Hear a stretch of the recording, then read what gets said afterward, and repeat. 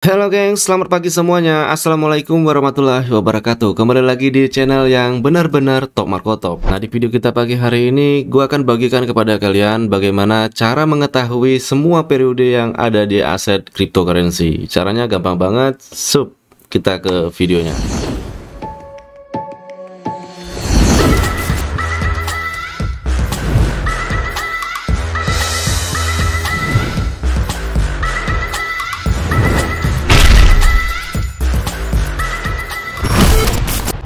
Nah, seperti yang kalian saksikan di layar handphone atau layar laptop kalian saat ini, di sini tuh gue sudah membuka beberapa periode. Saat ini gue berada di time frame 1 jam, dan kita juga bisa melihat di time frame 1 hari atau time frame 4 jam. Jadi itu sesuai keinginan kita. Jadi kalau kita mau kejar periode 4 jam ke depan, itu kita bagaimana settingnya. Terus mau kejar periode dalam 24 jam berarti 1 hari, itu bisa juga gimana cara settingnya, nanti gue bagikan. Jadi stay tune terus ya, jangan sampai di skip videonya biar kalian tuh nggak gagal paham. Nah, hal pertama yang harus kalian lakukan di sini tuh kalian bisa masuk ke TradingView. Di sini tuh gue seperti biasa, dimana tempat gue menganalisa tuh gue menggunakan CoinMarketCap. Jadi di sini tuh buat analisis doang. Kemudian kalau sudah masuk di CoinMarketCap, kalian bisa masuk ke TradingView-nya. Kemudian kalian bisa pilih opsi indikator ini. Di sini kita tetap menggunakan indikator ya, tapi di sini tuh bener-bener jos banget ini indikator. Nah, di indikator ini kalian bisa pilih yang namanya multi time period chart ya. Di situ kalian bisa ambil ini dia. Nah, kemudian bagaimana cara settingnya? Nah, seperti ini. Kan dari kemarin tuh banyak banget teman-teman bicara tentang periode perdagangan ini ya. Dalam satu periode 1 hari itu di mana wilayahnya, terus di mana. Itu yang selalu teman-teman tanyakan. Nah, perhatikan. Dan perlu teman-teman ketahui, menggunakan indikator ini tuh kita hanya mampu menganalisa itu, dia tetap akan hitungannya tuh jam ya. Jadi di sini tuh kita masih berada di time frame 1 jam, tapi periodenya ini periode 1 hari, berarti 1 kali 24 jam. Nah, berarti satu candlesticknya ini ya terhitung 1 jam. Nah, dalam satu kolom ini, dalam satu kolom yang sudah diisi otomatis sama indikator ini sudah terhitung 24 candlestick. Pasti keuntungan kita kalau kita mampu mengetahui per periode dalam satu aset seperti ini. Target kita tuh jelas juga gitu loh. Contohnya seperti ini misalkan ya. Ini gue tandain dulu. Kita anggap aja ini tuh nggak ada ya, atau belum terbentuk wilayah ini. Misalkan jadi di satu periode ini kita bisa mengamati signal dari candlestick. Ini kalau kita menggunakan analisis berupa candlestick ya, kita bisa mengambil signal di periode ini, entahlah dengan metode kalian, entah kalian menggunakan indikator atau kalian sudah bisa baca candlestick, terus kalian mengambil sifat karakter dan jenis candlestick itu secara tunggal atau satu, atau kalian bermain dengan candlestick formation. Misalkan kalian mengandalkan pertemuan-pertemuan kedua mempelai seperti di area ini, itu juga bisa. Nah, setelah seperti itu kita kan mengetahui nih, oh misalkan sinyalnya naik atau sinyalnya turun. Nah, setelah seperti itu kita tahu bahwa satu candlestick lagi, satu periode ini akan tutup ya. Satu periode dalam 1 hari itu akan closing, dia akan tutup gitu loh ya kan. Dengan seperti itu kita bisa tahu, jadi kita bisa mengukur nanti di mana sih wilayah yang tepat untuk kita melakukan perdagangan. Walaupun seperti yang udah gue sampaikan, kalau kita bermain di wilayah spot future seperti ini, kita nggak bisa mengukurnya itu berdasarkan support dan resisten. Misalnya contohnya gue berikan sampel gini, misalkan sinyalnya yang kalian dapatkan turun, terus kalian harus menunggu resisten di sini, dia ketemu resisten di sini, kemudian dia baru sell di sini. Sebenarnya nggak gitu juga. Secara tidak langsung resisten ini akan menentukan waktu berdasarkan jam ya. Sejauh ini yang gue analisa, yang gue temukan, wilayah tempat kita membuka perdagangan itu jatuh pada jam 11 sampai jam 12, baik itu siang ataupun malam. Itu salah satu waktu tepat untuk kita menganalisa untuk memulai membuka perdagangan. Nah, kurang lebih seperti itu. Nah, begitupun selanjutnya dan seterusnya. Lalu bagaimana cara setting indikatornya? Nah, di sini gua akan ulangi lagi. Jadi ini gua hapus dulu indikatornya. Gue buka indikator, kemudian gua akan cari indikator yang tadi kita pakai, yaitu ini indikatornya multi time period chart. Oke, kita klik di sini, maka indikatornya itu langsung aktif seperti ini. Nah, untuk di posisi ini auto time frame-nya ini dimatiin aja sih sebenarnya. Walaupun dia bisa membaca time frame secara otomatis, tapi di sini kita matiin aja. Oke, nah saat dimatikan dia membaca satu periode dalam 1 bulan. Tinggal bagaimana cara kita menganalisa secara teknikal analisisnya untuk menentukan arah harga ke depan. Kalau sudah seperti ini tuh udah asik banget sebenarnya, karena kan jadi kita tuh nggak perlu repot-repot, kita harus garis atas bawah atau tingkat ketinggian harganya di mana, nggak perlu lagi. Nah, inilah yang kemarin sempat gue bahas ke teman-teman semua saat live streaming. Ini yang gue bahas, yang gue maksud. Jadi kita bisa perhatikan di sini. Nah, kita bisa perhatikan tidak semua periode ini memiliki ukuran ruangan yang sama. Tidak semua periode ini memiliki ruangan yang sama. Contoh di sini, ini ruangannya lebih besar dan ini lebih kecil, dan kemudian di sini lebih besar lagi. Ukuran ketinggian dan kerendahan ruangan inilah yang akan kita jadikan acuan sebagai untuk menentukan titik tertinggi dan titik terendahnya. Contohnya seperti ini, misalkan yang paling penting pembukaan satu periode ini sudah dimulai. Contohnya seperti ini, kita anggap aja ini gue garis kolom seperti ini, yang ini belum ada. Yang paling penting kita sudah indikator ini sudah membentuk saat pembukaannya di sini. Nah, berarti kita sudah bisa mengukur tingkat ketinggian dan kerendahannya itu di periode ini. Maka saat di periode ini kita menemukan signal, misalkan kita menemukan signal kenaikan, ya. Anggap aja di periode ini kita mendapatkan sinyal kenaikan yang alur atau algoritmanya akan terjadi di wilayah ini. Saat itu harga sedang berjalan di sini, misalkan. Posisi harga tuh masih di sini. Sedangkan tinggi atau rendah kolom ini itu tuh bukan di sini wilayahnya, tapi jauh di bawah ini. Berarti kita sudah bisa mengukur bahwa harga yang ada di atas ini nanti akan menuju ke bawah ini, akan menuju ke periode yang ini, ya, menjumpai titik terendahnya, dan disinilah kita kejar open posisi buy-nya. Itu secara sederhananya ya, kita nggak bicara detail secara teknikal analisisnya di sini, tapi paling tidak metode analisisnya seperti itu kalau kita sudah tahu periode ini. Oke, sekarang kita lanjut untuk penjelasan ke indikatornya. Nah, karena di sini tuh satu mon, ini kan terlalu besar banget. Sekarang misalkan kita mau scalping aja, tapi scalpingnya itu yang top marko top, berarti scalpingnya itu hitungan jam dong, ya kan? Oke, di sini gua ambil 4 jam.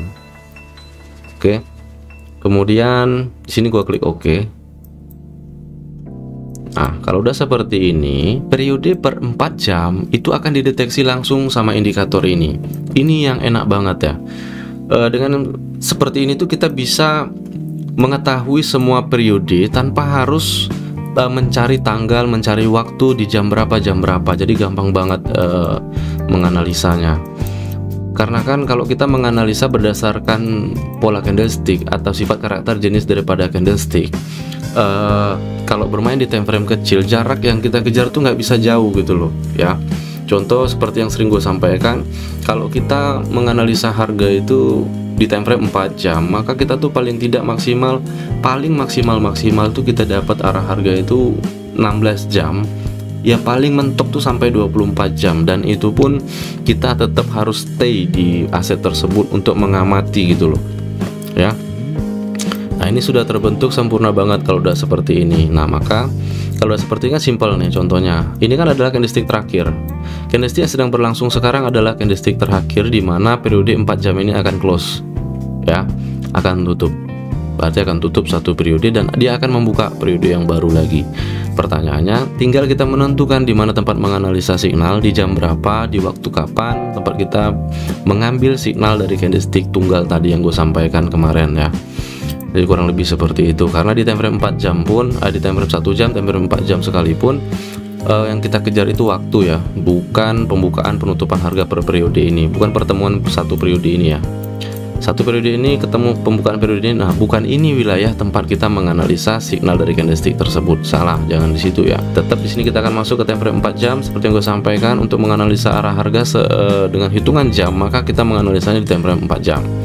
Oke, saat ini kita masih berada di aset Bitcoin, dan di grup Telegram kemarin udah gue bagikan prediksi kenaikan. Analisisnya dari jam berapa kemarin gue lupa. Yang pasti kalau kalian ada di forum Telegram, gue share kemarin screenshotnya, analisisnya juga udah gue jelaskan juga. Oh ya, di wilayah ini kemarin nih. Nah, itu scalpingnya bisa ngejar batas kenaikan yang ini ya. Ini time frame, satu time frame nya 4 jam loh ya, satu candlesticknya 4 jam, jadi udah lumayan banget. Berarti kalau teman-teman kemarin membuka perdagangan di periode ini, maka kita teman-teman sudah menguasai arah harga selama 8 jam dan kita udah take profit di periode ini. Kemudian baru kita berbicara signal selanjutnya lagi. Oke, signal selanjutnya lagi naik apa turun, seterusnya seperti itu ya, seterusnya seperti itu. Karena di sini kita mengejar hitungannya itu per jam. Nah, di sini maka dari itu kita tuh nggak bisa ngunci arah harga tuh terlalu jauh ya. Tapi menurut gua hitungan 8 jam itu udah bukan scalping lagi ya. Karena rata-rata trader itu yang membuka perdagangan scalping itu ya 15 menit, 10 menit, 20 menit itu udah kelamaan banget. Tapi di sini kita mampu menguasai arah harga lebih dari 4 jam, itu udah top marko top jeldot ya. Nah, mumpung nih berada di closing periode 4 jam ini, sekarang kita analisa dulu, dan setelah itu baru kita masuk ke indikator tadi ya. Di sini kita analisa dulu sebentar. Nah, oke, sekarang kita masuk ke time frame 1 jam tadi. Di time frame 1 jam, trend line-nya itu menuju penurunan ya. Oke, penurunan.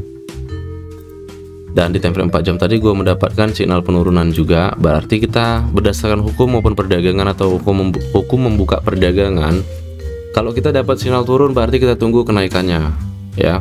Karena untuk turun kita butuh kenaikan, untuk naik itu kita butuh turun. Kok bisa gitu? Karena untuk naik itu kita butuh support, kita butuh pendukung gitu loh. Channel ini tuh nggak akan naik kalau nggak ada sahabat pena. Nah, kurang lebih seperti itu. Untuk turun pun kita butuh yang namanya resisten atau penghambat ya. Dia nggak akan bisa turun kalau nggak dihambat gitu loh. Nah, itu kurang lebih seperti itu. Jadi kesimpulan di Bitcoin saat ini kita mendapatkan signal penurunan. Seberapa jauh penurunan tersebut tadi udah gue sampaikan. Kita mengambil signal di time frame 4 jam, kurang lebih dia hitungan jam. Seperti itu ya. Teman-teman bisa perhatikan, ini pasti jam 7 tuh, betul banget. Jam 7 pagi itu dimana pembukaan periode baru di time frame untuk hitungan 4 jam ya. Ini dia sudah membuka harga baru lagi. Sekarang kita buka time frame 4 jamnya. Jadi di setiap jam 7 pagi itu pasti ada perpindahan. Oke, ini perhatikan. Time frame 4 jam pun sudah berpindah harganya. Sama aja. Time frame 4 jam sudah pindah. Jam 7, jadi sengaja beberapa hari ini kan gue bikin videonya tuh pagi terus tuh sengaja, karena menunggu momen-momen dimana perpindahan harga tersebut. Dan disitu enak banget memang. Nah, sekarang kita berada di time frame 4 jam dan analisis kita tadi sinyalnya adalah penurunan ya di time frame 4 jam ini. Sekarang ini ada di tanggal 29 di candlestick ini. Kalau berdasarkan kebiasaan pasar, di candlestick ini dimana kita menganalisa, menentukan titik entry point atau titik akhir untuk memulai perdagangan kita. Nah, di candlestick sedang jalan ini. Nah, ini wilayahnya. Terhitung dari jam 7 sampai 4 jam ke depan ya. Jam 7 sampai 4 jam ke depan sama aja seperti yang gue sampaikan. Kita tuh secara otomatis akan ditemukan sama jam 11 sama jam 12 siang. Kalaupun malam, kita otomatis akan ditemukan sama jam 11 sama jam 12 malam. Terlihat itu kayak biasa-biasa aja, tapi kalau kalian simak betul-betul apa yang gue maksud dari awal sampai hari ini, semuanya tuh akan sinkron dengan sendirinya. Kalian bisa analisa sendiri dan bisa cek sendiri, benar nggak sih kita tuh akan ditemukan dalam waktu tersebut. Maka dari itu gue sampaikan wilayah terbaik untuk menentukan titik entry ataupun posisi di dalam hitungan jam, kita akan ditemukan di jam 11 sampai jam 12 siang, jam 11 sampai jam 12 malam, seterusnya seperti itu. Kemudian ada lagi di jam 4 sampai jam 5 pagi, seterusnya seperti itu. Semua tergantung periode yang sedang kita kejar, tergantung dari periode yang kita kuasai. Oke, kurang lebih seperti itu cara setting indikatornya. Next time kita berjumpa lagi. Selamat pagi dan selamat beraktivitas. Tidak lupa gue ucapkan semoga semua makhluk berbahagia tanpa terkecuali. Assalamualaikum warahmatullahi wabarakatuh. Bye bye. Nah, akhirnya kita berada di penghujung video, gengs. Buat kalian semua, thanks banget. Jangan lupa ambil semua hal positif yang ada di channel ini, dan selalu stay positive thinking dan stay fokus, ya kan?